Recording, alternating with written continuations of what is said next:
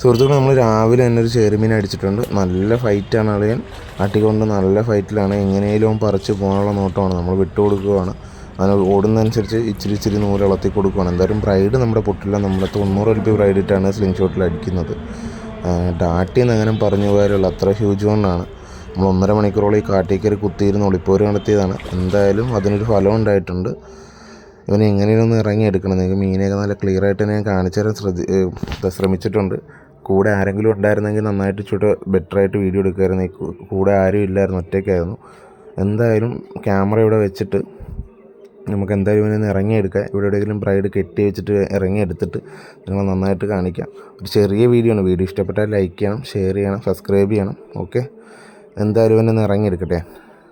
അങ്ങനെ ഞാൻ എന്തായാലും ബ്രൈഡൊക്കെ കെട്ടിയിട്ട് ഇവനെ ഞാൻ ഇറങ്ങിയെടുത്തിരിക്കുകയാണ്.